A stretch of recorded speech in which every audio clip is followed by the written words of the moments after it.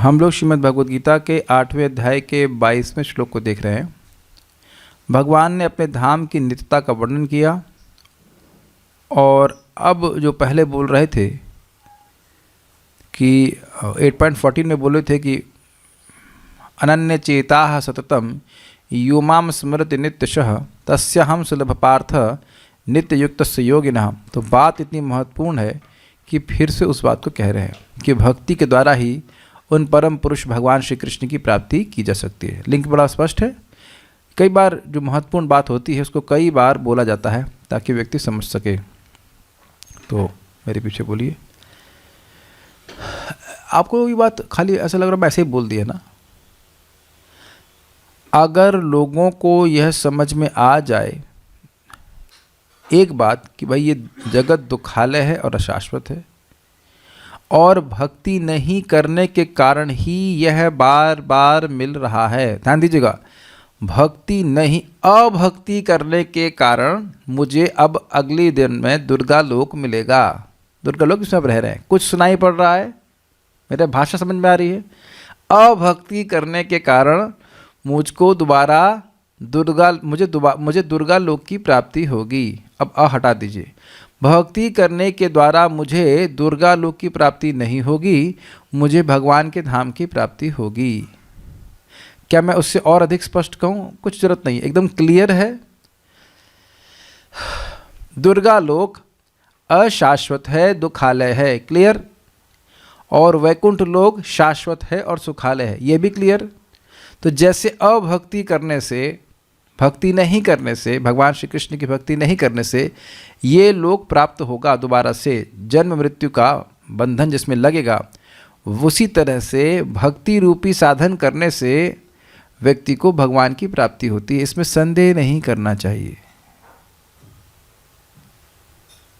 दुनिया की बातें बोलने से मुझे दोबारा ये देह प्राप्त होगा और हरे कृष्णा कृष्णा कृष्णा हरे हरे, हरे राम राम राम हरे हरे करने से मुझे देह ये वाला नहीं मिलेगा। क्या कठिनाई है? अब आप कहेंगे भाई ये तो आसानी सी बात समझ में आ रही है। तो जो भी सुन रहा है अगर उसको समझ में आ रहा है तो वह हरे कृष्णा करना चाहिए, और नहीं कर रहा है तो उसको समझ में नहीं आ रही बात, नहीं समझ आई बात। कोई कहे कि आज हमें एक भक्त मिले तो कहे उनका लीवर डाउन है, तो मैंने कहा आप ये लीवर तो वटेवर जो भी दवा लीजिए। तो अगर समझ में आ गया दो बात कि मेरा लीवर डाउन है और दूसरी बात कि इस दवा खाने से मेरा लीवर ठीक हो जाएगा, तो क्या समझ में आएगा? क्या प्रमाण है कि समझ में आ गया? वो दवा खाएगा, नहीं तो या तो यह समझ में नहीं आया कि लीवर खराब है, और या तो यह समझ में नहीं आया कि दवा काम करेगी। तो आप समझ रहे हैं ये सब बातें भगवान को बार बार क्यों बोलनी पड़नी, ताकि हम अपने दिमाग को अन्य साधनों में ना लगाकर केवल भगवान की भक्ति में लगाएं, जिसके द्वारा जो कि सर्व समर्थ सर्वतंत्र स्वतंत्र साधन है भगवान की प्राप्ति कराने के लिए। भगवान की प्राप्ति करने के लिए भक्ति के अलावा भक्ति को किसी की अपेक्षा नहीं है। ये सब बातें बार बार सुननी है ताकि व्यक्ति भक्ति करके भगवान के धाम जाने के प्रति सुनिश्चित रहे। इसीलिए भगवान इस बात को फिर से बोलते हैं, मेरे पीछे बोलिए। पुरुषः स परः पार्थ भक्त्या लभ्यस्त्वनन्यया। पुरुषः स परः पार्थ भक्त्या लभ्यस्त्वनन्यया। यस्यान्तः स्थानि भूतानि येन सर्वमिदं ततम्। यस्यान्तः स्थानि भूतानि येन सर्वमिदं ततम्। पुरुषः स परः पार्थ भक्त्या लभ्यस्त्वनन्यया। पुरुषः स परः पार्थ भक्त्या लभ्यस्त्वनन्यया। भक्त्या लभ्यस्त्वनन्यया। भक्त्या लभ्यस्त्वनन्यया। यस्यान्तः स्थानि भूतानि येन सर्वम् इदं ततम्। यस्यान्तः स्थानि भूतानि येन सर्वम् इदं ततम्। बोलिए। पुरुषः स परः पार्थ भक्त्या लभ्यस्त्वनन्यया। पुरुषः स परः पार्थ भक्त्या लभ्यस्त्वनन्यया। यस्यान्तः स्थानि भूतानि येन सर्वम् इदं ततम्। यस्यान्तः स्थानि भूतानि येन सर्वम् इदं ततम्। ओके, एक मिनट।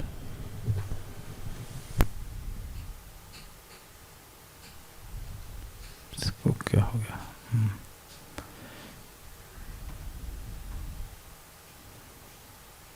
भगवान जो सबसे महान हैं, अनन्य भक्ति द्वारा ही प्राप्त किए जा सकते हैं। यद्यपि वे अपने धाम में विराजमान है तो भी वे सर्वव्यापी हैं और उनमें सब कुछ स्थित है। अनन्य भक्ति का अर्थ समझते हैं आप समझते हो अनन्य भक्ति का मतलब? बताइए अनन्य भक्ति का मतलब क्या होता है? जिसमें कोई जो भक्ति कोई भौतिक इच्छा के लिए ना की जाए, सिर्फ भगवान की प्राप्ति के लिए की जाए। सही है, एक ये बात है। और स्पष्ट तरह से कैसे कह सकते हैं? अनन्य, कोई अन्य इच्छा ना हो। हाँ, ये भी सही है। साधन की अनन्यता और साध्य की अनंतता। साधन की अनन्यता मतलब भक्ति ही स्वीकार किया जा रहा है साधन के रूप में, और साध्य की अनंतता अर्थात भक्ति करके भक्ति ही प्राप्त करने की इच्छा है। बस ये बात है। अन्वय, हाँ, इस अनुवाद को देखिए पहले। भगवान सबसे महान है और वह अनन्य भक्ति के द्वारा प्राप्त किए सकते हैं। तो कहे भगवान तो महान है लेकिन अपने धाम में रहते हैं, मैं उनका संपर्क कैसे प्राप्त करूंगा? तो कहते नहीं, यद्यपि वे अपने धाम में विराजमान हैं तो भी वे हर जगह हैं और सभी लोग उनमें हैं। उनका संपर्क कभी टूटता हो ऐसा नहीं है। जैसे मैं फिर आज उदाहरण एक दे रहा हूँ। एक भक्त आज सुबह परेशान हो गए बेचारे, किसी कारणवश मंगल आरती में नहीं जा पाए, देर में उठे, तो अब वो 1.5 घंटा और रोने में बिता दिए।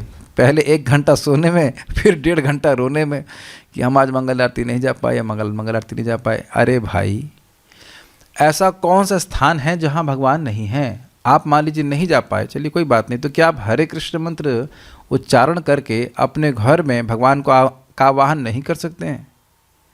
ये तो सोचने वाली बात है ना। इतनी अच्छी बात है कि बुरा लगा नहीं उठ पाए, लेकिन इतना नुकसान नहीं करना चाहिए ना कि सुबह का 1.5 घंटा और ख़राब कर दी जाए।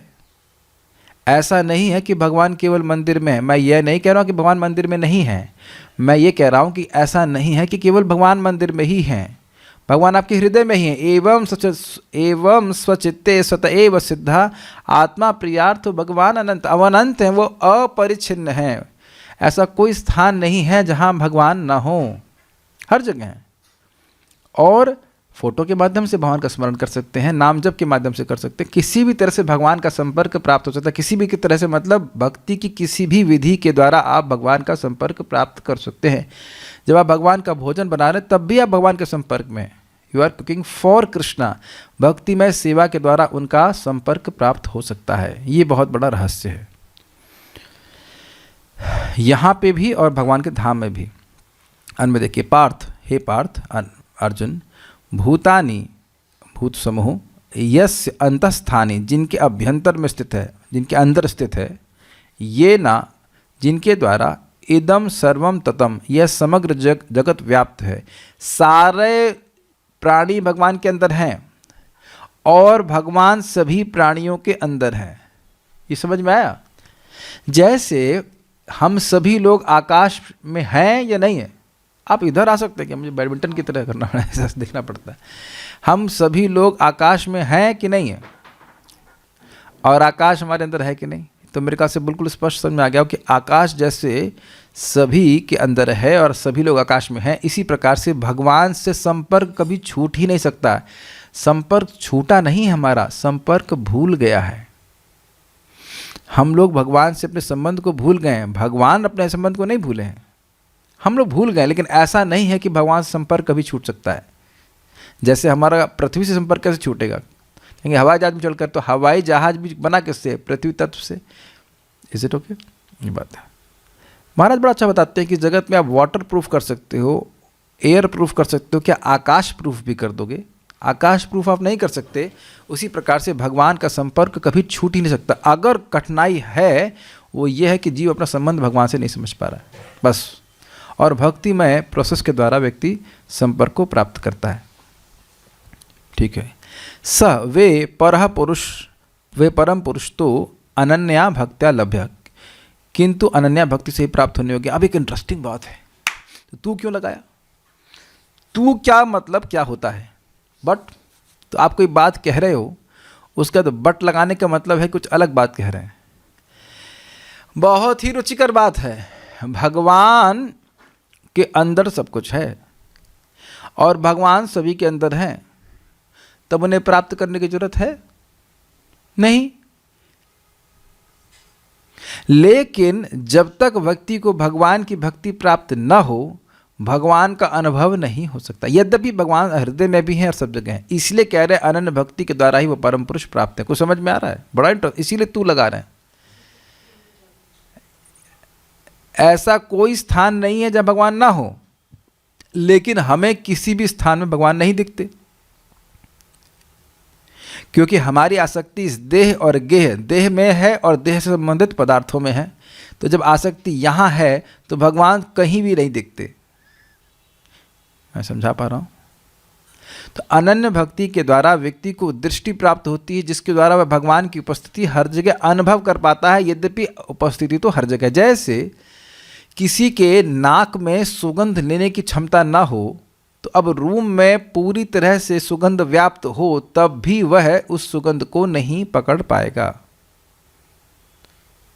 सब लोग समझ रहे हैं इस बात को?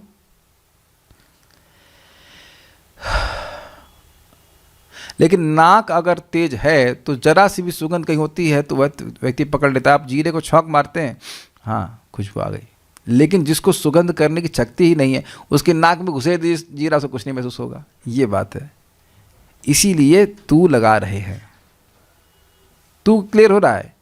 भगवान सब जगह हैं, सब कुछ भगवान में है, तो भगवान तो फिर प्राप्त नहीं हुए ना, प्राप्त हुए ना।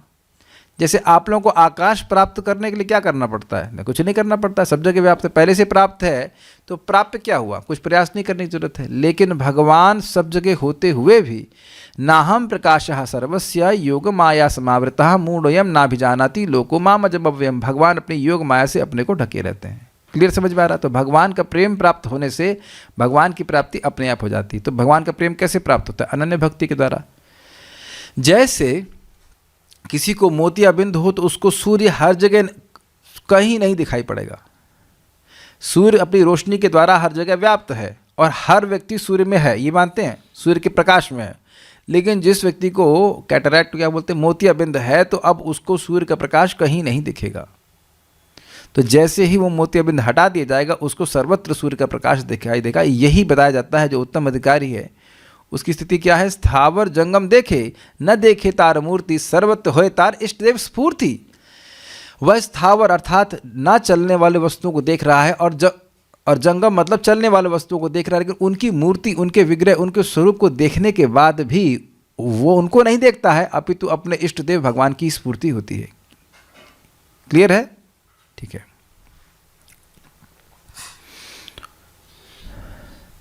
अगर आपको याद हो, 6वां अध्याय में भगवान ने बोला था,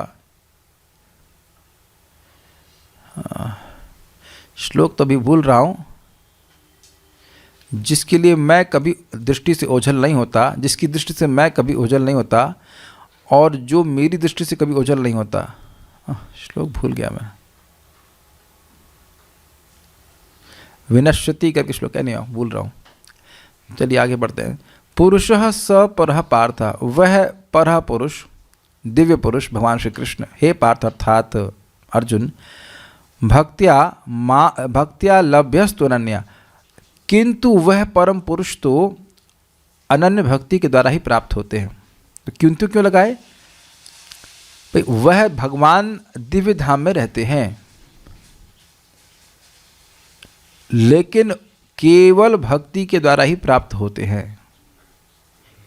यस्यांत स्थानी भूतानि, जिन भगवान में सभी भूत, सारे जीव और सारे भूत समूह अर्थात पृथ्वी जल वायु अग्नाश उन्हीं के अंदर हैं। ये न सर्वम इदम तत्वम, और जिनके द्वारा ये सभी तत्व व्याप्त है। सब वर्णन हो रहा है। एक भक्त ने श्लोक कोट के, हाँ, यो माम पश्यति सर्वत्र सर्वम च मयि पश्यति तस्य हम न प्रणश्यामि न सच में न प्रणश्यति। यस्या यो माम पश्यति सर्वत्र, जो मुझे सब जगह देखता है, सर्वम च मयि पश्यति, और सभी वस्तुओं को मुझ में देखता है, तस्य हम न प्रणश्यामि, उसके लिए मैं कभी नष्ट नहीं होता, सच में न प्रणश्यति, और वह मेरे लिए कभी नष्ट नहीं होता है। तो आप उसी प्रकार की दृष्टि का वर्णन यहाँ पे सुन रहे हैं कि भगवान हर जगह है, सब कुछ भगवान में है, सब कुछ भगवान में है और भगवान सब में है। लेकिन जो अनन्य भक्ति करता है, उसके हृदय के अंधकार को नष्ट करके भगवान की ऐसी स्फूर्ति अनुभव उसको होता है। इसलिए जहाँ भी वो जाता है उसको अनुभव होता है कि भगवान मेरे साथ में है। क्लियर। प्रभुपाद उदाहरण देते हैं कि यहाँ पे व्यक्ति चंद्रमा पे चलता है, तो चंद्रमा पे नहीं चलता, रास्ते में चलता है, तो उसको लगता है कि चंद्रमा मेरे साथ साथ चल रहा है। तो जब चंद्रमा ऐसा कर सकता है तो सूर्य क्यों, भगवान क्यों नहीं कर सकते हैं। जो व्यक्ति वास्तविक रूप से संन्यास लेने का अधिकारी है वो कौन है? अभयम सत्व संशुद्धि, जिसका हृदय शुद्ध हो गया है, वह समझता है कि भगवान परमात्मा के रूप में सदा मेरे साथ हैं और वह मेरी रक्षा करने में समर्थ हैं और मेरी रक्षा कर रहे हैं, तो इसलिए वह अभय को प्राप्त होता है। नहीं तो व्यक्ति को भय बना रहता है कि मैं अकेले रहूँगा तो मेरा ध्यान कौन रखेगा।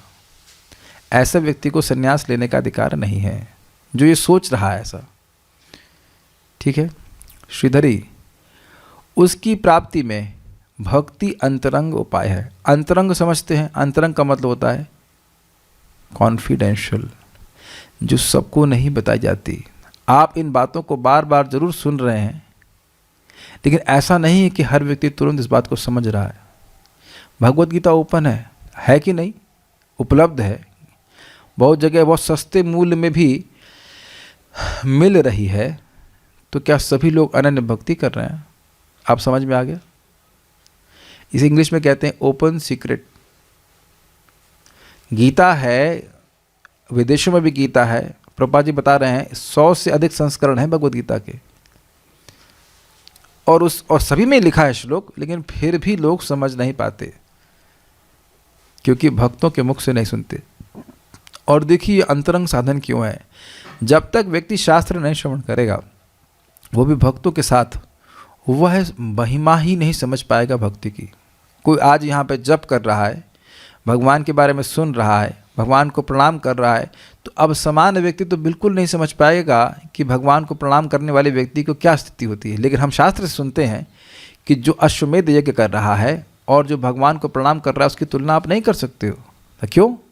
क्योंकि अश्वमेध यज्ञ करने वाले को दोबारा जन्म लेना पड़ेगा, लेकिन प्रणाम करने वाले को, भगवान कृष्ण प्रणामी न पुनर्भवाय, कृष्ण को प्रणाम करने वाले को दोबारा जन्म नहीं लेना पड़ेगा। तो आप समझ पाए मैं क्या कह रहा हूँ? आप नहीं समझ पाए, आप नहीं समझ पाए, और ना ही मैं समझ पा रहा हूँ। अरे तो यार समझा क्यों रहे? कहने का मतलब ये है कि भगवान की कृपा इतनी सूक्ष्म है कि भक्त भी नहीं समझ सकते। जैसे ही आप भगवान को प्रणाम करते हैं, वैसे ही आपका शरीर चिन्ह हो जाता है, लेकिन शरीर में फिर भी रोग आता है ना? अजीब सी बात। जैसे ही भक्त भगवान को प्रणाम किया, भगवान तुरंत ही उसका शरीर चिन्मय कर देते हैं। जैसे ही नाम बोला, उसका मन पवित्र कर देते हैं, लेकिन लगते नहीं अभी तो काम क्रोध अभी भी बना हुआ है। कुछ समय के लिए, कुछ समय के लिए वो जानबूझ के भगवान अपना प्रभाव तुरंत नहीं दिखाते हैं, ताकि अन्य जो साधन है उनकी सत्ता भी इस जगत में बनी रहे, क्योंकि लोग चाहते हैं ऐसे साधनों को स्वीकार करने के लिए। भगवान चाहते हैं कि भक्ति की जो अंतरंगता है वो बनी रहे और वह केवल भक्तों के मुख से भक्तों को ही प्राप्त हो। To be transferred from the mouth of a pure devotee to the ears of a pure devotee. इसको किसी को नहीं बताना। भगवान स्वयं ही कह रहे जिनके पास तपस्या का पुण्य नहीं है, उनको एक गीता का ज्ञान नहीं देना, उनको समझ ही नहीं आएगा। अर्जुन भक्त हैं, सखा है, तभी इसको ही ज्ञान को भगवान दे रहे हैं। नहीं बोला, सुना आपने भगवद गीता में 4 अध्याय में। ये बहुत अंतरंग उपाय है, सर्वश्रेष्ठ साधन है हरे कृष्ण मंत्र, जबकि लगता बहुत आसान है। गीता पढ़ना, भागवत पढ़ना बहुत आसान है। आप जानते हैं कि इंद्र को भी नहीं पता था। 18वें अध्याय की महिमा आपने सुनी नहीं कि व्यक्ति इंद्र बन गया केवल 5 श्लोक बोलने से, और इंद्र को भी नहीं पता चला कि अरे यह कैसे पहुंच गया, ये तो उसने कोई अश्वमेध यज्ञ नहीं किया तब।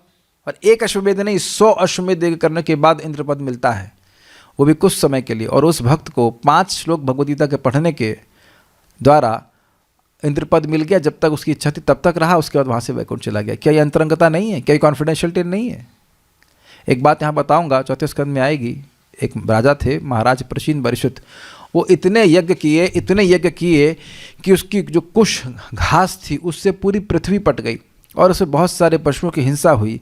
तो नारद जी आए, कहिए भगवान के भक्त होकर क्या कर रहे हैं, इतना हिंसा कर रहे हैं। तो उन्हें भक्ति के बारे में बताया कहानी सुना करके। तो अब जब उनको ज्ञान हुआ या अपने अज्ञान का बोध हुआ कि कितना समय बर्बाद कर रहे थे, तो उन्होंने कहा कि इतने सारे ऋषि मुनि आए, और हमें आप ही केवल भक्ति के बारे में बता रहे हो, बाकी लोग क्यों नहीं बता रहे थे? तो क्या कारण था? मैं अयोग्य था कि वही नहीं जानते? तो क्या उत्तर था? जी नहीं, आप योग्य हैं। अगर आप योग्य नहीं होते तो मैं, अगर प्राचीन परिषद की बात अयोग्य होते तो नारद जी की बात समझ में नहीं आती, लेकिन समझ में आई। इसका मतलब है कि उन पंडितों को नहीं पता था। तो ये बहुत गुह्य बात है कि व्यक्ति को भगवद गीता के बारे में मालूम चल रहा है, भगवान की अंतरंग भक्ति की कंसेप्ट के बारे में मालूम चल रहा है। क्लियर? इसीलिए चाहे गृह ठाको वने ठाको, सदा बोले हरि बोले डाको। जो घर में रह रहा हो, बाहर रह रहा हो, वन में रह रहा हो, लेकिन भगवान का नाम उच्चारण करना ये बहुत महत्वपूर्ण है। नाम व्रत करना बहुत महत्वपूर्ण है। कोई व्यक्ति पूछ रहे थे भीष्म पंचक कैसे करते हैं, हमने कहा पता नहीं कैसे करते हैं, हमने तो आज तक किया नहीं। क्यों नहीं किया? प्रभुपाद ने कभी कहा नहीं। कृपया आप लोग प्रभुपाद जी की तात्पर्यों में से कहीं दिखा दीजिए तो हम भी कर लेंगे। एक तो वैसे हमसे भूखा नहीं रह जाता, और जब आचार्य ने कहा नहीं है तो काहे को करेंगे। मैं यह नहीं कह रहा हूँ कि यह है नहीं, लेकिन जब प्रभुपाद जी ने कह दिया कि there is enough tapasya to go back home, back to godhead, तब एनफ हो गया तो एनफ ना, जैसे मैं पेट भर के खा लिया बस बस और नहीं, एनफ। जब एनफ बोल दिया है तो दूसरा और क्या।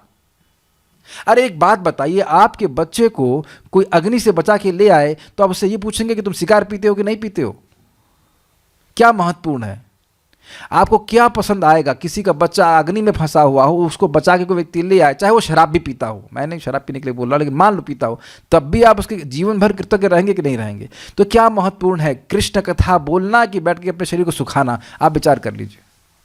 मैं कहूँ कि भैया 5 दिन क्लास नहीं होगी, हम भीष्म पंचक कर रहे हैं, नथिंग अगेंस्ट भीष्म पंचक, भगवान कहे तुमको कौन बोला नहीं खाने का, खास गाली भी देंगे, मारे खाओ तुम। और ऐसा मत सोचिए कि हम अपने मन से बोलना है। श्रील भक्ति सिंह ठाकुर जी के शिष्य एकादशी में कुछ निर्जल वगैरह कुछ कर रहे थे और वो सब जाके सो गए लेट गए, कुछ भी वो एनर्जी नहीं थी, तो खुद खिचड़ी बना के खिलाए, कहे जाओ जाकर प्रचार करो। Nothing against any of this vratas, but main point is Krishna कथा का प्रचार होना चाहिए, गीता का होना चाहिए। देखिए कल मैं रात में ठीक से नहीं सो पाया तो गीता क्लास नहीं दे पाया, हमें बड़ा नुकसान लगा अपना। तो अब मैं नहीं कह रहा हूँ, भगवान इस बात को बोल रहे हैं ना कि यह जो गीता का ज्ञान दूसरों को देता है वो सबसे बड़ा, सबसे अधिक प्रिय है। और भगवान स्वयं बोले कि सारे व्रत में सबसे सर्वश्रेष्ठ व्रत है यज्ञ है, जप यज्ञ, यज्ञ नाम जप यज्ञ। उसमें तो और भी कुछ डाउट रह जाता है कि ये करना है वो करना है। अंतरंग बात यह है कि भगवान की भक्ति की जाए, और ये अंतरंग बात हमें सभी बहिर्मुख लोगों को बतानी है। अंतरंग बात बहिर्मुख लोगों को बतानी है ताकि वह भी अंतर्मुखी हो जाएं। भाषा समझ में आ गई?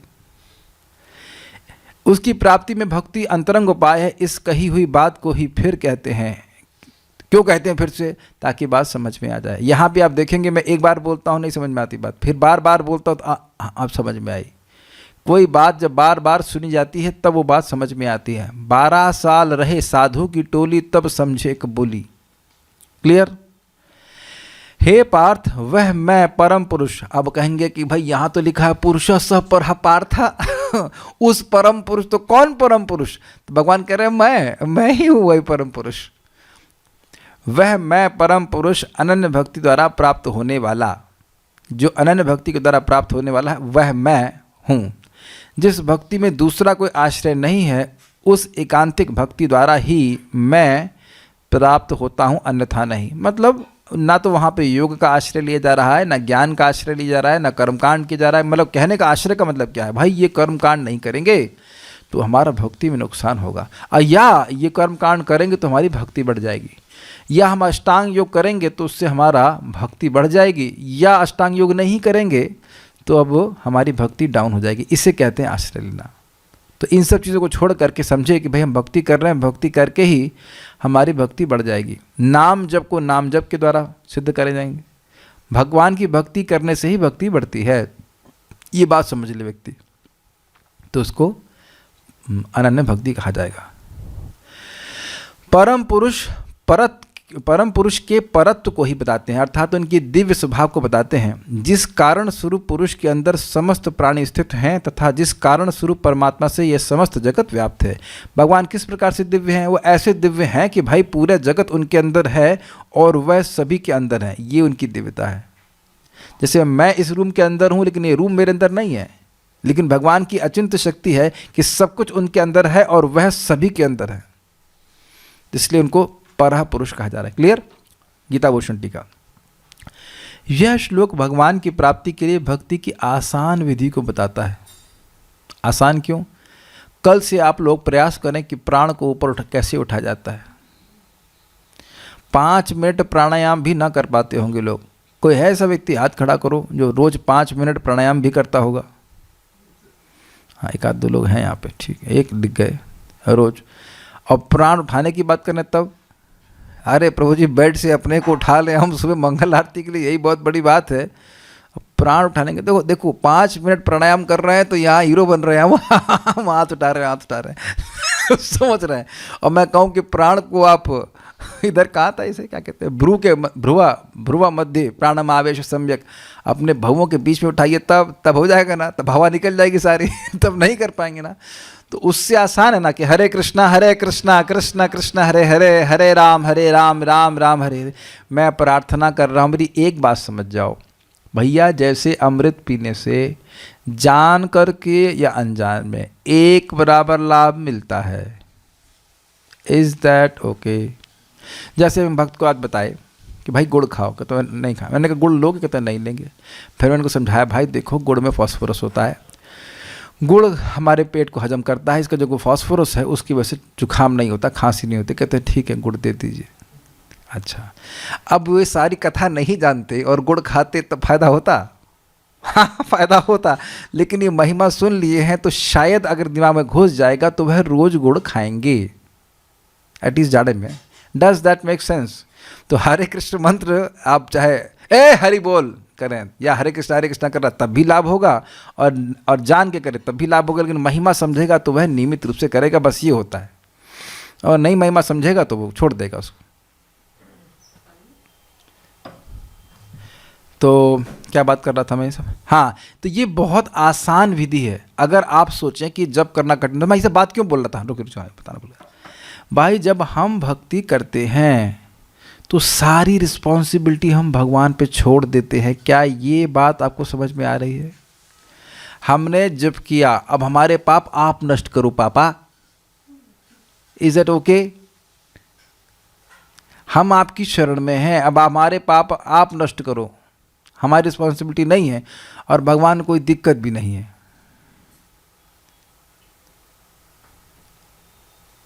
अरे जो सूर्य कितने दूर से आपके कपड़ा सुखा देता है, वही कपड़ा अगर सूर्य के पास में ले जाएंगे तो सुखा नहीं देगा कहने समझ में आ रहा है? कुछ समझ में आ रहा है?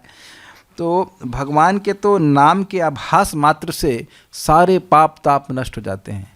जो व्यक्ति भगवान का नाम बोल रहा है उसके श्रेय का विधान भगवान करते हैं कि इसे मुझे अपने पास लाना है। कुछ समझ में आ रहा है? He belongs to me and it's my duty to protect him. ये व्यक्ति मेरा है और इसकी रक्षा इसका रक्षा करना मेरा कर्तव्य है। अब ये बताइए कि कोई व्यक्ति अटलांटिक सागर में गिर गया है तो उसकी रक्षा करने का क्या मतलब है? जरा बताइए, क्या मतलब है उसकी रक्षा करने का? उसको सागर से निकालना। जी हाँ, बिल्कुल परफेक्ट। ये नहीं कि एक लहर से उठाकर दूसरी लहर में फेंक देना। Krishna will not do that to any one of us. Make sense? जो कोई भी नाम कर रहा है, भगवान ने सोच लिया है कि इतने समय के बाद उसको लेके आना है। थोड़ा उसकी उत्कंठा जागृत करने के लिए थोड़ा सा फ्राई नहीं, मतलब थोड़ा सा तड़क भड़क दिखा दीजिए, हाँ ये थोड़ा दुख दे दो, थोड़ा ये दे दो, थोड़ा वो दे दो, ऐसा थोड़ा परीक्षा ले लो, ये कर लो। लेकिन ये मैच फिक्स्ड है। जो मैच फिक्स होते हैं उसमें भी कोई बल्लेबाज आउट होते हैं, लेकिन रिजल्ट फाइनल होता है। हम सभी का मैच फिक्स हो गया है कि हमें भगवान के पास जाना है, बिकॉज वी हैव चैंटेड हरे कृष्णा। महाप्रभु की कृपा है, दया है, सब कुछ है। ना जानते हुए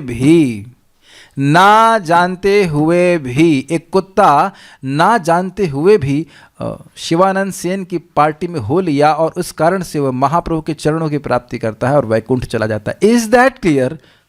क्या हम लोग कुत्ते से भी निम्न हैं? नहीं है। हमको पता है, हम गीता सुन रहे हैं, भागवत सुन रहे हैं। मेरा कहने का आशय यह है कि भक्ति की विधि इसलिए आसान है क्योंकि हम सारी दायित्व भगवान पर छोड़ देते हैं। हमें भक्ति कर रहे हैं बस, अब बाकी हम कब जाएंगे, कैसे जाएंगे, भगवान ही करने वाले हैं। बड़ा आसान है ना, अपने को टेंशन ही नहीं लेनी। ये बात यहाँ समझ लीजिएगा क्योंकि आगे के पॉइंट्स जो है, आगे के श्लोकों में बात आएगी कि आप इस समय मरोगे तो यहाँ जाओगे, उस समय मरोगे तो वहाँ जाओगे। लेकिन भगवान आगे सब बात बोल कर खंडन कर देंगे कि जो योगी हैं उन दोनों बातों से मोहित नहीं होते। वो कभी भी मरें, कहीं भी मरें, कैसे भी मरें, भगवान की प्राप्ति करेंगे। क्योंकि भगवान की शरण में है। Is it okay? अगर वह भगवान की प्राप्ति नहीं करेंगे तो भगवान की बदनामी होगी। ये भगवान की रिस्पॉन्सिबिलिटी है कि उनका भक्त यहाँ पे रह गया, और आज तक कोई रहा नहीं है। आज तक कोई नहीं रहा, कोई ऐसा व्यक्ति नहीं जो विष्णु के आश्रय लिया हो और इस जगत में रह गया। एक नाम बता दीजिए आप, एक नाम नहीं बता पाएंगे, क्योंकि आज तक हुआ ही नहीं ऐसा। आज तक ऐसा कभी नहीं हुआ जिसने भगवान का भजन किया हो और वह भगवान की प्राप्ति न किया हो। एकदम कान खोलकर सुन लीजिए। इसीलिए बोल रहा हूँ आसान विधि, where you don't have to worry about yourself, you have to just worry about serving Krishna, and there is no worry. क्योंकि आप कैसे भी चाहो भक्ति कर सकते हो, जप कर सकते हैं, भोजन बना सकते हैं, गीता सुन सकते हैं, प्रणाम कर सकते हैं, इत्यादि इत्यादि। धाम में आके सो सकते हैं वह भी भक्ति है। और नहीं तो काम करें, भगवान को अपने बाएं तरफ फोटो रख दीजिए, बोलो नमो ब्रह्मणाय देवाय गो ब्राह्मणताय चा, उसका बीच में सो जाइए और उठिए, जब उठते हुए बोलें जगत दीताय कृष्णाय गोविंदाय नमो नमः। इज इट नॉट 1 आवर प्रणाम? ये तो मजाक की बात बोल रहा हूँ, लेकिन हम तो सूर्य नमस्कार भी जो करते हैं अपने शालिग्राम को बगल में रखते हैं लेफ्ट में, ओम केशवाय नमः, ओम नारायणाय नमः, माधवाय नमः बोलते जाते हैं 12 नमस्कार भगवान को। क्या कठिनाई है? जब सूर्य हमारे नमस्कार को स्वीकार कर सकता है, भगवान नहीं कर सकते। हो गया, आपकी भक्ति भी हो गई। मैं खाली बोल रहा हूं कि भक्ति की विधि आसान है। प्रसाद खा करके जब पवित्र हो जाते हो तो भूखा रहने की क्या जरूरत है? Is it okay? वे भगवान केवल अनन्य भक्ति के द्वारा ही प्राप्त हो सकते हैं, जिसका वर्णन श्लोक 14 में हुआ था। अनन्य चेता सततम यो माम स्मरति नित्यशः तस्य हम सुलभ पार्थ नित्य युक्तस्य योगिनः। जो अनन्य भाव से निरंतर रोज मेरा स्मरण करते हैं, उनके लिए मैं सुलभ हूँ, बड़ी आसानी से प्राप्त हो जाता हूँ। बड़ी इंटरेस्टिंग बात है। प्रभुपाद कहते हैं कि कृष्ण को प्राप्त करना तो कठिन है।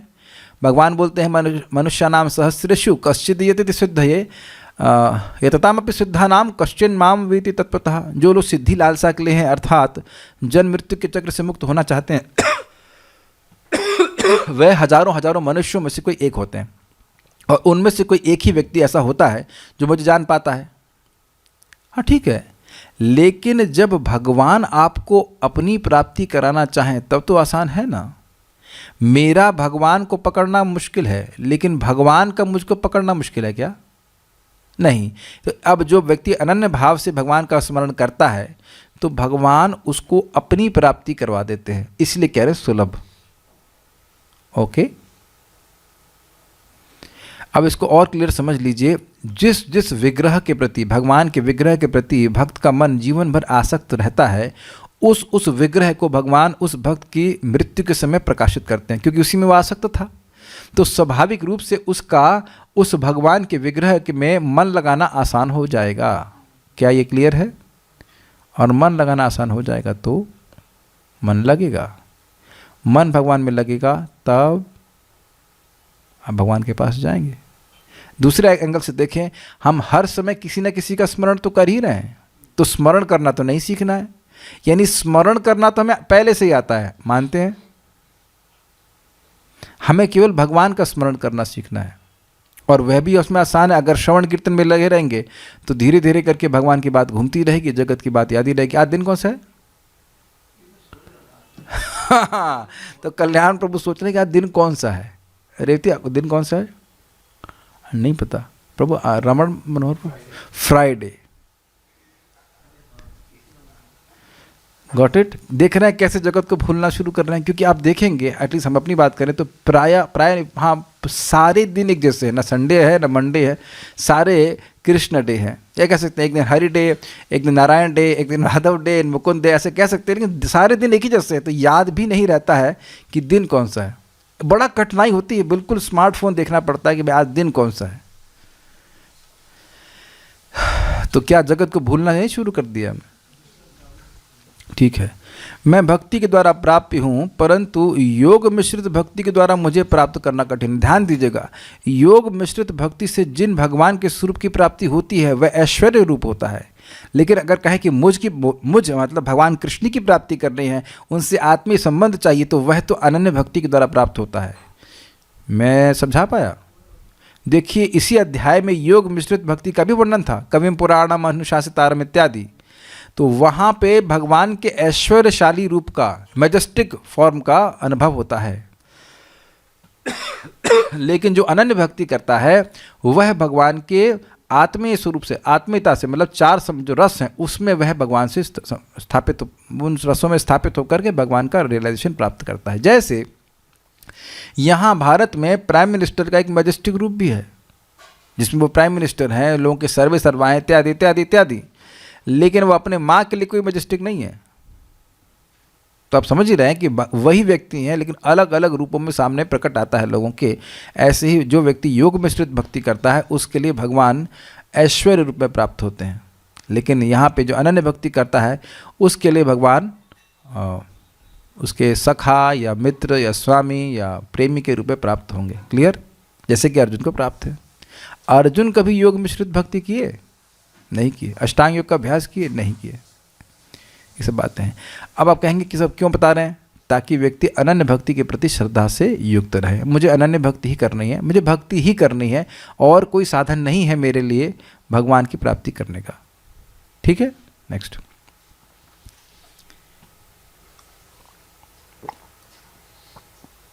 आज मैंने सुबह जब में बात बोली नहीं, लेकिन बड़ा सुंदर विचार मन में आया। देखिए, हम सब भक्त लोग जानते हैं कि हम सब लोग भगवान के प्रेमी हैं, प्रेम हमारे हृदय में है, लेकिन श्रवण आदि शुद्ध चित्त कौरी बेउदय, श्रवण आदि के द्वारा, श्रवण कीर्तन के द्वारा जब हमारा हृदय शुद्ध हो जाएगा तो भगवान का प्रेम प्रकट होगा। सो क्लियर समझ में आ रहा है कि किस इंटेंशन के संग भक्ति करना है। अपने हृदय को शुद्ध करने के लिए भक्ति करना है। और आप ये देखेंगे कि ये बहुत प्रैक्टिकल है। आप भले ही ये एस्पिरेशन से युक्त ना हो कि भगवान के धाम की प्राप्ति करनी है, ये करना, और वो ना भी हो पा रहा हो, लेकिन ये बात बहुत क्लियर और बहुत ही प्रैक्टिकल है कि मैं अपने हृदय को शुद्ध करना चाहता हूँ। Do you agree? This is very easy.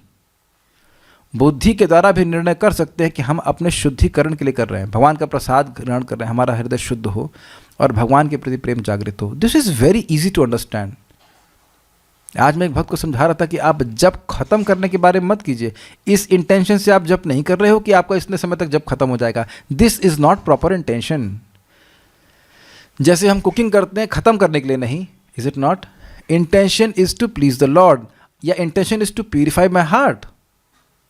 क्यों? आप देखिए, उसमें हृदय में एक इच्छा है कि मेरा हृदय शुद्ध हो और मेरा प्रेम भगवान के प्रति जागृत हो, और जितना प्रेम जागृत होगा उतनी मेरी सेवाएं और भगवान को अच्छी लगेंगी। तो ये these are all expressions of our love for lord. क्या ये सब बातें क्लियर है? और एक भक्त बिल्कुल स्पष्ट समझ रहा है कि जितना भगवान का नाम, जितना भगवान का यश, जितना भगवान का प्रसाद हमको शुद्ध करता है, उतना कोई साधन नहीं कर सकता। हम सब लोग जो सूर्य नमस्कार वगैरह प्रैक्टिस मैं करता हूँ, वो केवल शरीर सही रखने के लिए करते हैं बस, ताकि शरीर से हम सेवा ठीक से कर पाएंगे। इसीलिए शरीर भी प्रिय लगता है, इसीलिए शरीर की हम सेवा करते हैं, क्योंकि इससे भगवान की बहुत सेवा बनती है। सारी सेवा तो शरीर से ही बनती है। Is it okay? तो योग मिश्रित भक्ति करके व्यक्ति भगवान की प्राप्ति नहीं कर सकता है, भक्ति के द्वारा ही कर सकता है। ऐसे भगवान के गुणों को अगली पंक्ति में कहा जा रहा है। मतलब कैसे हैं आप जो जिसकी प्राप्ति होती है, तो उसको अगले श्लोक के सेकंड भाग में कह रहे हैं, मुझ में ही सब कुछ है और मेरे द्वारा यह पूरा ब्रह्मांड व्याप्त है। श्रुति भी भगवान का इस प्रकार से वर्णन करती है, एको वशी सर्वगः कृष्ण ईड्या एकोपि सन बहुधा यो अवभाति। पूज्य कृष्ण यद्यपि एक स्थान में रहते हैं, फिर भी वे सर्वव्यापी हैं। यद्यपि वे एक हैं, फिर भी वे अपने को अनेक रूपों में व्यक्त करते हैं। गोपाल तापनी उपनिषद 1:21। अब क्या मतलब है इसका? इसका मतलब है कि ऑस्ट्रेलिया में रहकर भी आप उतना ही भगवान का संपर्क प्राप्त कर सकते हो जितना कि आप कहीं पे भी और रह करके। यत् स्यात् सर्वत्र सर्वदा। समझ में आ गया? ऑस्ट्रेलिया में हवा कम है, वहाँ हवा का प्रेशर कम है क्या?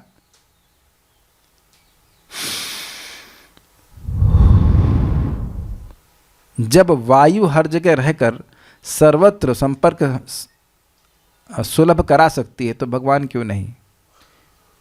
क्लियर? या और कहीं भी, आसाम में, दिल्ली में, ग्वालियर में, जहाँ कहीं भी संपर्क स्वयं करने की इच्छा होनी चाहिए।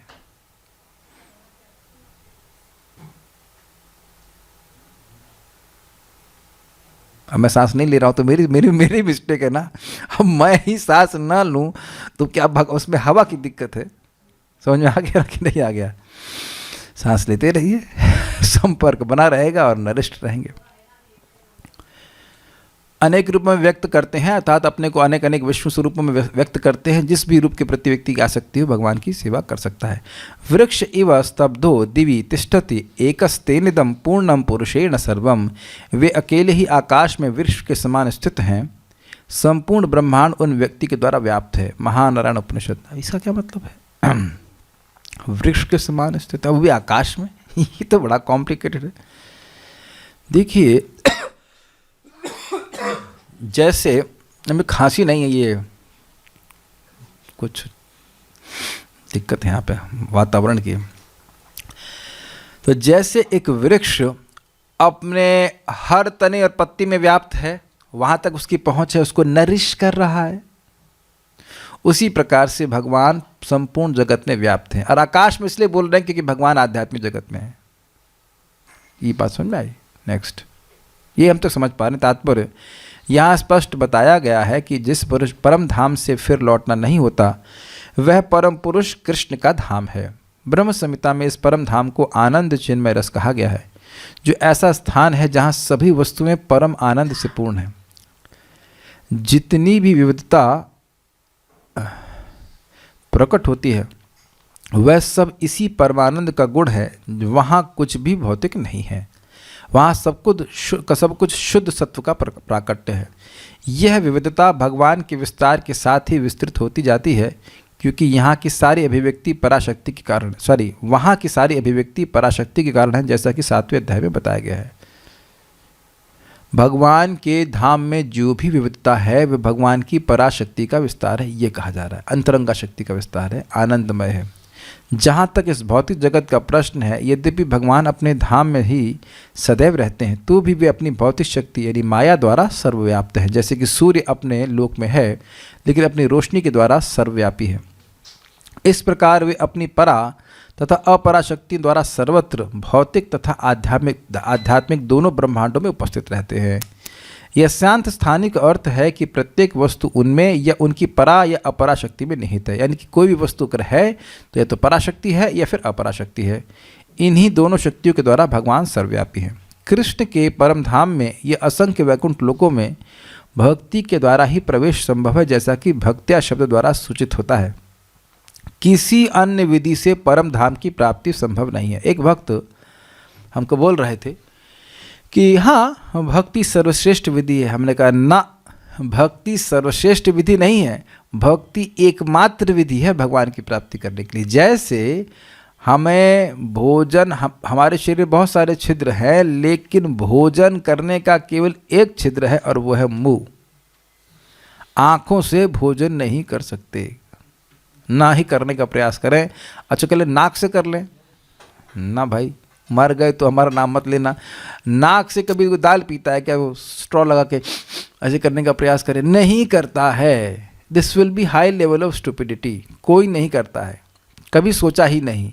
तो हमारा मुख छिद्र जो है वो सर्वश्रेष्ठ छिद्र नहीं है, वो एकमात्र छिद्र है जिससे हम भोजन ग्रहण कर सकते हैं। उसी प्रकार से भगवान की अनुभूति केवल भक्ति से हो सकती है। ये व्यक्ति को समझना चाहिए। और आप लोगों को लग रहा है ये सब बातें बार बार क्यों बोल रहे हैं? क्योंकि भक्ति में आने के बाद और कई सालों के बाद भी छठ पूजा और ये पूजा और वो पूजा, इसमें व्यक्ति लगा रहता है। यहाँ तक कि भक्त हैं जो वृंदावन छोड़ करके अब और कहीं चले जाते हैं, अपने घर स्थान पर चले जाते हैं कि दुर्गा पूजा या ये पूजा, वो नवरात्रि और 1000 तरह की चीज़ चल रही। तो उसमें क्या कठिनाई है? वो ये सोचने लग गए हैं कि हम ये पूजा नहीं करेंगे तो हमारी भक्ति में दिक्कत आ सकती है, हमें कुछ पाप लगेगा, देवता हमसे गुस्सा हो जाएंगे, इत्यादि इत्यादि इत्यादि। ये अश्रद्धा का लक्षण है। ये एटलीस्ट श्रद्धा में कुछ कमजोरी का लक्षण है। अश्रद्धा तो नहीं कहूँगा, लेकिन कुछ कमजोरी है। जब आप भगवान की भक्ति कर रहे हो तो फिर क्या कमी रहेगा? ये बताइए, क्या जरूरत है अन्य देवताओं की पूजा करने की?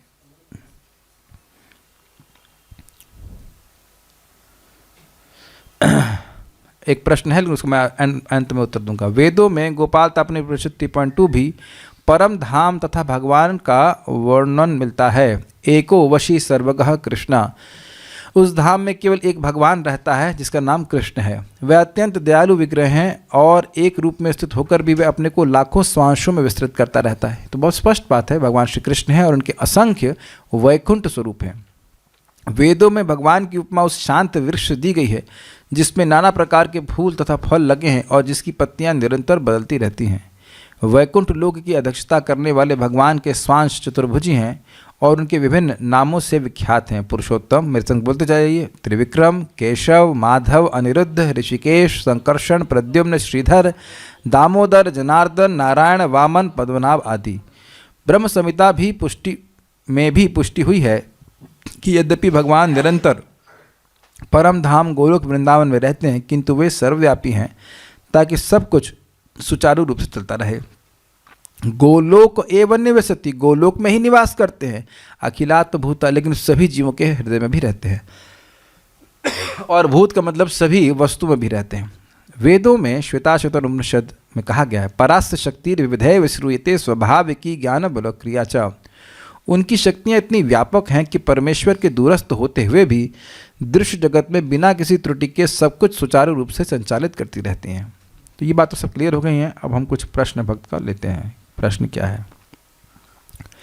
जैसे पूतना या जो अन्य राक्षस थे वो भगवान की अनन्य भक्ति नहीं कर रहे थे, वो भगवत धाम को जा रहे स्वरूप या सालोक मुक्ति पर है, क्या वो भी भगवत धाम जाना ही है? देखिए, सारे असुर जो भगवान के द्वारा मारे गए उन सब को सालोक ही प्राप्त हुआ हो ऐसा नहीं है।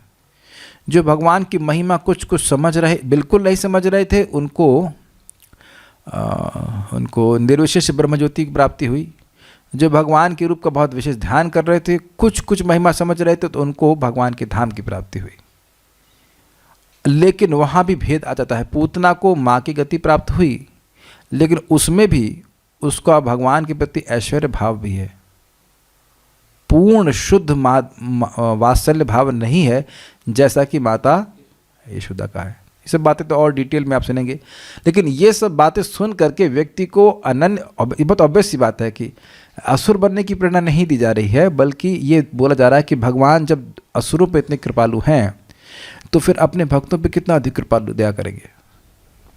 यही बात तो ब्रह्मा जी ने उठाई है कि पूतना पिसकुलम, दशम स्कंद 14वां अध्याय आप सर्च कर लेना। पूतना पिसकुलम, पूतना और बकासुर और उसके अघासुर, ये तीनों तो एक ही परिवार के थे। उनको तो आपने अपने आप को दे दिया, तो आप इन ब्रजवासियों को क्या देंगे जिन्होंने अपना मन वचन कर्म आपको समर्पित कर रखा है? तो उत्तर ये है कि भगवान ऋणी ही रहेंगे, अनंत काल तक भगवान ब्रजवासियों के ऋणी ही रहेंगे।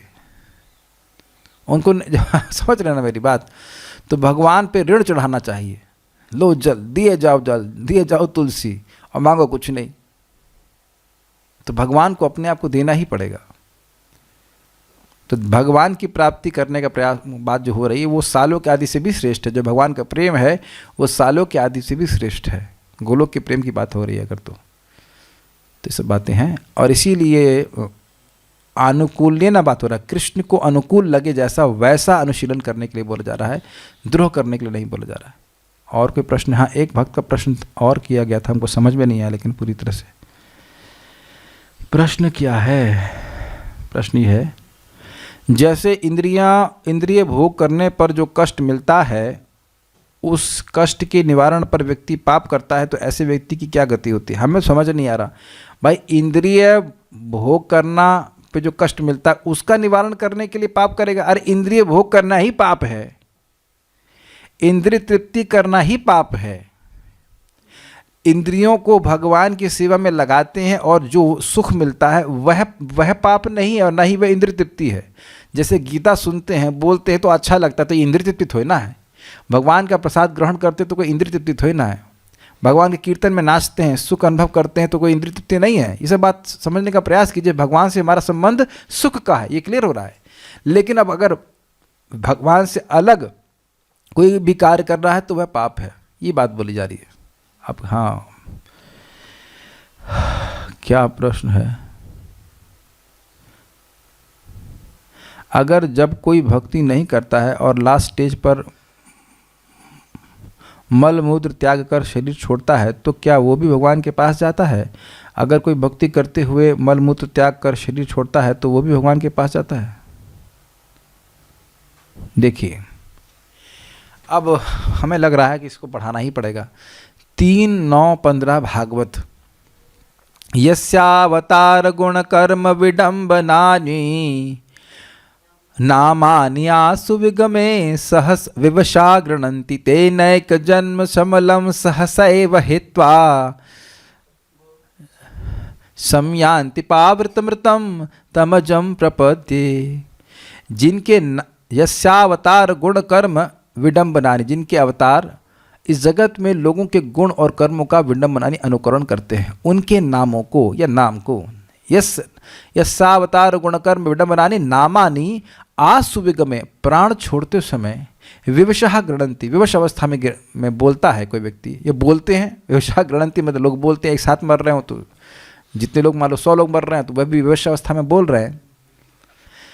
तो तेनैक जन्म शमलम सहसैव हित्वा, वह अनेक जन्मों के पापों को एक साथ छोड़ करके, सहसा छोड़ करके, संयान्ति पावृतमृतम तमजम प्रपते, वह भगवान के धाम की प्राप्ति करते हैं। तो अब इसमें कुछ लिखा नहीं है कि भक्ति पहले से किया है कि भक्ति नहीं किया है।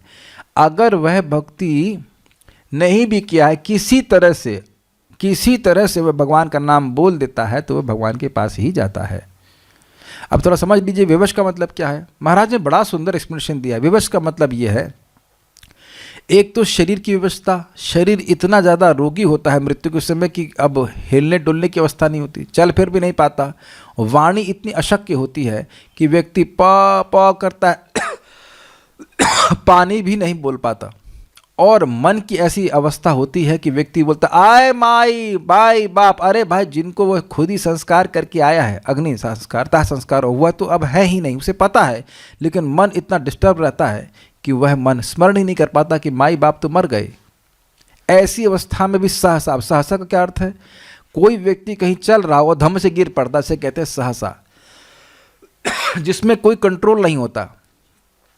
तो ऐसे वो जा रहा था नरक या फिर कहीं अपनी कर्म के अनुसार जिस गति को जा रहा था वहां जाने की बजाय घूम करके भगवान के धाम चला जाता है। ये है भगवान के नाम की शक्ति। हरे कृष्णा कृष्णा कृष्णा हरे हरे, हरे राम राम राम हरे हरे। इसीलिए प्रभुपाद जी तात्पर्य में बताते हैं कि व्यक्ति को अपने पापों को दूर करने का प्रयास नहीं करना चाहिए, क्योंकि तुम कर ही नहीं सकते। समझ में आया? एक एक पाप का इतना बड़ा भरपाई है कि आदमी कर नहीं सकता है, और भगवान का नाम इतना समर्थ है कि तुम पापों की भरपाई नहीं कर सकते, तुम भर नहीं सकते जितना पाप काट देगा। शास्त्र का वचन है कि जितना एक पातकी पाप कर नहीं सकता उससे ज़्यादा भगवान के नाम में पाप का काटने की क्षमता है। तो कॉन्ट्रैक्ट भगवान को दे दीजिए। कॉन्ट्रैक्ट से मेरा मतलब ये नहीं कि हम पाप करें, भगवान का नाम काटता बैठे, लेकिन भगवान का नाम बहुत भारी है, सब कुछ पवित्र कर रख देगा, इसलिए कोई संदेह नहीं करना चाहिए। संदेह करना मतलब नाम के प्रति अपराध। देखिए सिंपल सी बात समझिए, हम लोग कितने उल्लू हैं, लल्लू हैं। हमारी मेडिसिन में लिखा रहता है, मेरे पास 2 मेडिसिन हैं, एक में लिखा है 15 mcg cobalamin, methyl cobalamin, that means vitamin B12, और एक में लिखा है 1500 mcg। तो कौन सी लूँगा मैं? 1500 वाली। यस। तो अब पिल तो उतनी ही लग रही है, ये गोली तो उतनी ही लग रही है, इस गोली में 1500 mcg कैसे हो सकता है? वहाँ तो पढ़ करके हम स्वीकार कर लेते हैं ना कि वही गोली है, वो उसमें 1500 mcg है रहा है। अरे अगर आपको विटामिन B12 नहीं समझ में आ रहा तो पैरासीटामोल तो खाए है ना, वही गोली वही साइज़, एक 150 mg है ना, 150 mg, एक 400 mg, एक 750 mg। तो आप सोचते नहीं कि अरे 750 वाली तो ज़्यादा बड़ी होनी चाहिए। वहाँ लिखा रहता है तो मान लेते हैं, वहाँ लिखी हुई बात को मानते हैं। आज तक कभी वेरीफाई किए हैं कि उसमें 750 mg है या नहीं है? तो वहाँ लिखी हुई बात को मान लेते हैं, लेकिन यहाँ शास्त्र में लिखी हुई बात को नहीं मान रहे हैं। तो शास्त्र में बोल रहा है, ब्रह्मा जी के झूठ बोल रहे हैं। ब्रह्मा जी बोले ना कि मैं कभी झूठ नहीं बोलता, और वाकई नहीं बोलते। दूसरे स्कंद में सुना था ना कि मेरी वाणी कभी गलत नहीं जाती है। तो ब्रह्मा जी ने देखा हुआ है, उनका अनुभव है कि कोई व्यक्ति गलती से भी भगवान का नाम बोलता है तो भगवान के पास चला जाता है। और उसके बाद उसके पहले आप प्रथम स्कंद में विष्णुदेव की उक्ति सुनते हैं, वाचा या नाम कीर्तन, भगवान की वाणी अगर नाम कीर्तन कर रही है और उस समय कलेवरम उस अपने व्यक्ति शरीर को त्यागता है तो वह अपने स्वरूप को प्राप्त करता है। बड़ा सा कुछ श्लोक है उस प्रकार से, श्लोक पूरा याद नहीं है लेकिन ऐसे शब्द वहाँ पे आ रहा है। तो जब महाभागवत बोल रहे हैं, ब्रह्मा जी बोल रहे हैं, भीष्मदेव बोल रहे हैं, तो हम कौन होते हैं कुछ और सोचने वाले? बड़े उत्साह से करना चाहिए। ठीक है, इसका एप्लीकेशन ये है कि अगर बीमार हो तब भी हरे कृष्णा करो, क्योंकि अभी मरे नहीं, अभी जान है। यहाँ पे ना जब बहुत बीमार हो तो यहाँ कॉटन लगा के देख लेना, खुद ही कॉटन लगा के देख लेना नथुने के पास हवा चल रही है कि नहीं चल रही। हाँ चल रही, ठीक है, हरे कृष्णा कृष्णा कृष्णा हरे हरे, हरे राम राम राम हरे हरे। जब बात आ ही रही तो हम बोल दें। जब बहुत बीमार हो ना तो माला पे माला नहीं हो पाती है, काउंटर उठा लो, 10 महामंत्र करो, फिर रुक जाओ, हरे कृष्णा कृष्णा, फिर रुक गए, फिर काउंटर करो, किसी तरह खींचतान करिए, कर दिया करिए। हमको जब एक बार हुआ था चिकन पॉक्स, तो माला नहीं हो पा रही थी, बहुत दिक्कत होती है, खुजली होती, सो नहीं पाते, तो काउंटर से करके पूरा कर देते। या हमारे संग जूम पे आ जाया करिए, एकदम इनअटेंटिव चैंटिंग कर दीजिए, बस भक्तों को देखते रहो क्या कर रहे हैं, अच्छा ये करना है, अच्छा ठीक है, हरे कृष्णा पूरा करके सोना वाला कर दो, क्योंकि करने का ही लाभ है, जीव से करने का लाभ होता है, अकेले मत जाइए।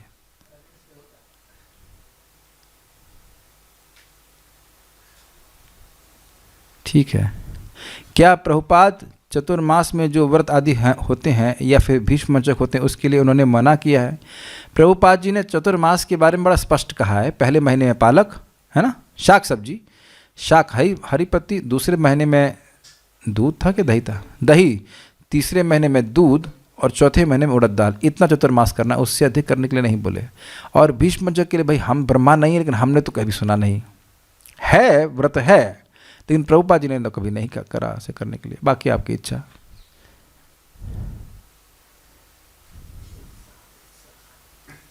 प्लांट की कटिंग को सॉइल में लगाया तो वो भी ग्रो हो जाता है, तो उसमें सोल कहाँ से आती है? कहाँ से आती है? जहाँ से आती है वहीं से आती है, इस जगत में ही आती है। भाई आपने सुना नहीं, वो श्लोक क्या था? भूत्वा प्रलीयते, कौन सा श्लोक था? अभी आएगा, मैं दिखा दूंगा, या 1 मिनट रुकिए, पुराण को फाइल खोलते हैं, उससे समझ आ जाएगा। ये कई बार प्रश्न हो रहा है कि भाई क्या आत्माएं नई सृष्टि हो रही है कि यह पॉपुलेशन बढ़ रही है? जरा 1 मिनट रुकिएगा, पुराण फाइल को खोलते हैं और उसको डिस्कस कर चुके हैं।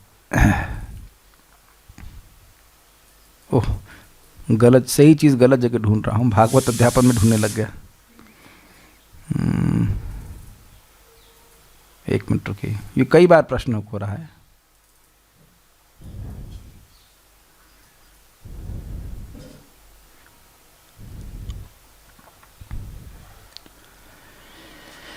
हम लोग सुन चुके हैं, ये श्लोक है,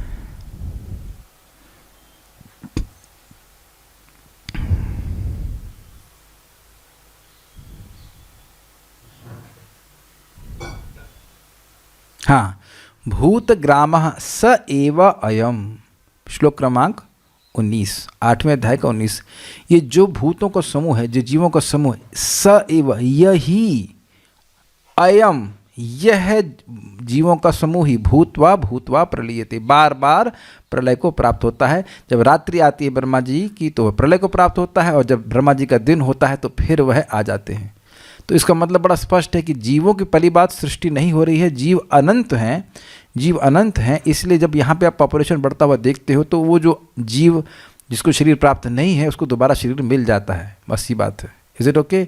जीवों की सृष्टि कुछ नहीं हो रही है, प्लस जीव अनंत है और जीवों की बहुत अत्यंत सूक्ष्म है, तो सूक्ष्म अवस्था में जीव है, उसको देह प्राप्त होगा तो आपको लगेगा पॉपुलेशन बढ़ रही है तो नया जीवात्मा आ रहा है, ऐसा नहीं है। इसी ग्रुप से, इसी स्टॉक से, जीवों के स्टॉक से कोई प्लांट बन रहा है, कोई ये बन रहा है, कोई वो बन रहा है, इत्यादि से। ठीक है,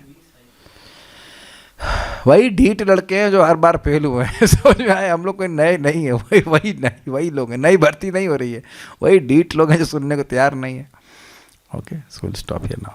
श्रीमद् भगवद गीता की जय, श्रील प्रभुपाद की जय, निताई गौर प्रेमानंदे।